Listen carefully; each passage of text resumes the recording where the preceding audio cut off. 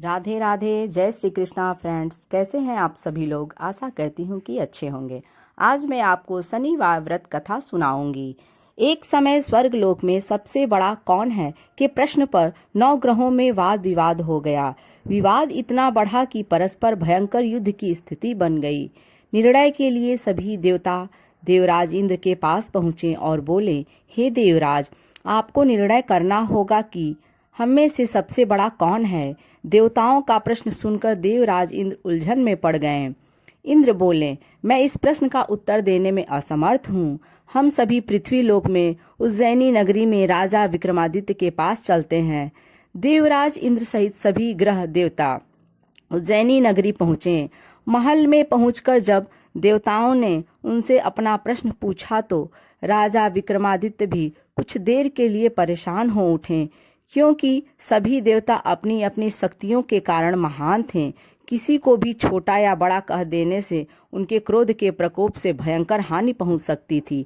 अचानक राजा विक्रमादित्य को एक उपाय सूझा और उन्होंने विभिन्न धातुओं स्वर्ण, रजत, कांसा, ताम्र, सीसा, रांगा, जस्ता, अभ्रक व लोहे के 9 आसन बनवाए।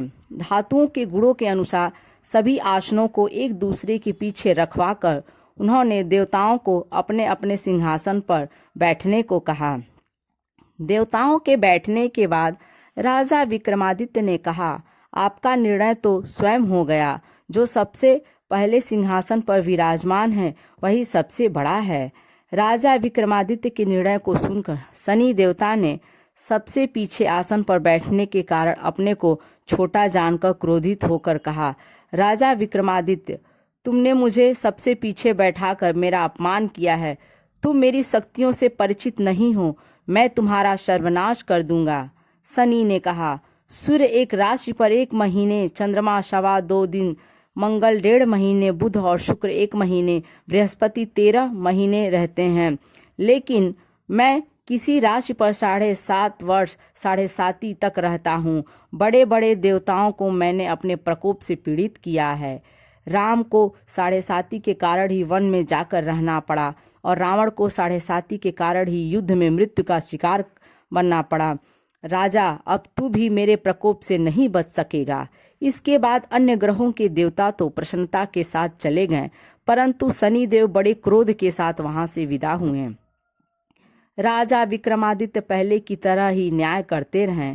उनके राज्य में सभी स्त्री पुरुष बहुत आनंद से जीवन यापन कर रहे थे।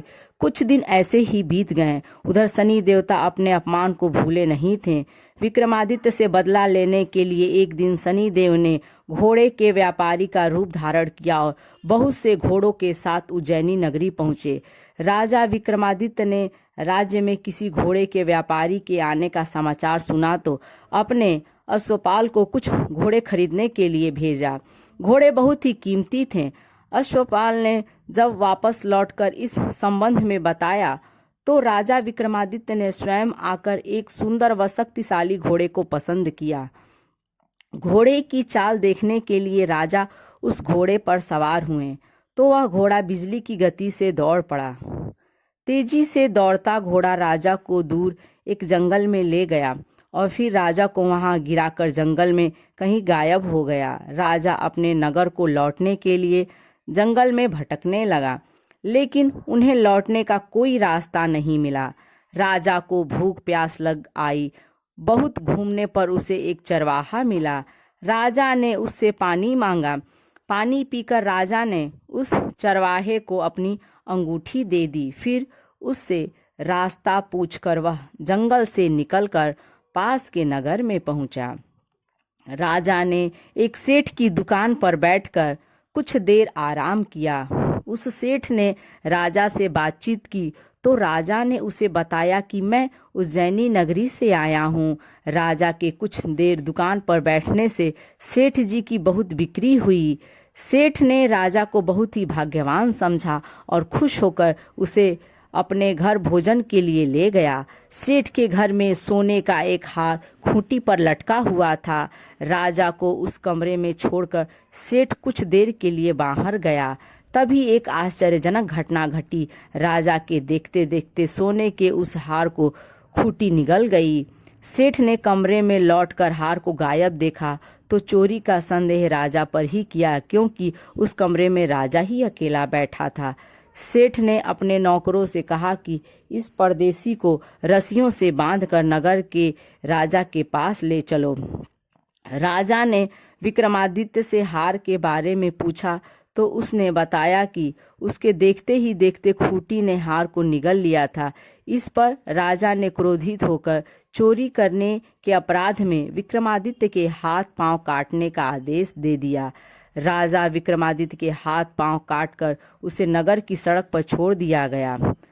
कुछ दिन बाद एक तेली उसे उठाकर अपने घर ले गया और उसे अपने कोल्हू पर बैठा दिया। राजा आवाज देकर बैलों को हाँकता रहता। इस तरह तेली का बैल चलता रहा और राजा को भोजन मिलता रहा। शनि के प्रकोप की 7.5 पूरी होने पर वर्षा ऋतु प्रारंभ हुई। राजा विक्रमादित्य एक रात मेघ मल्हार गा रहा था कि तभी नगर के राजा की लड़की राजकुमारी मोहिनी रथ पर सवार उस तेली के घर के पास से गुजरी। उसने मेघ मल्हार सुना तो उसे बहुत ही अच्छा लगा और दासी को भेजकर गाने वाले को बुला लाने को कहा। दासी ने लौटकर राजकुमारी को अपंग राजा के बारे में सब कुछ बता दिया। राजकुमारी उसके मेघ मल्हार से बहुत ही मोहित हुई, अतः उसने सब कुछ जानकर भी अपंग राजा से विवाह करने का निश्चय कर लिया। राजकुमारी ने अपने माता पिता से जब यह बात कही तो वे हैरान रह गए। रानी ने मोहिनी को समझाया, बेटी तेरे भाग्य में तो किसी राजा की रानी होना लिखा है, फिर तू उस अपंग से विवाह करके अपने पांव पर कुल्हाड़ी क्यों मार रही है। राजकुमारी ने अपनी जिद नहीं छोड़ी। अपनी जिद पूरी कराने के लिए उसने भोजन करना छोड़ दिया और प्राण त्याग देने का निश्चय कर लिया। आखिर राजा रानी को विवश होकर अपंग विक्रमादित्य से राजकुमारी का विवाह करना पड़ा। विवाह के बाद राजा विक्रमादित्य और राजकुमारी तेली के घर में रहने लगे। उसी रात स्वप्न में शनिदेव ने राजा से कहा, राजा तुमने मेरा प्रकोप देख लिया, मैंने तुम्हें अपने अपमान का दंड दिया है। राजा ने शनिदेव से क्षमा करने को कहा और प्रार्थना की कि हे शनिदेव, आपने जितना दुख मुझे दिया है अन्य किसी को न देना। शनिदेव ने कुछ सोच समझकर कहा, राजा मैं तुम्हारी प्रार्थना स्वीकार करता हूँ।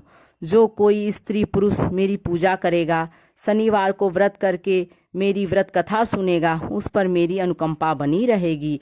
प्रातःकाल राजा विक्रमादित्य की नींद खुली तो अपने हाथ पांव देखकर राजा को बहुत ही खुशी हुई।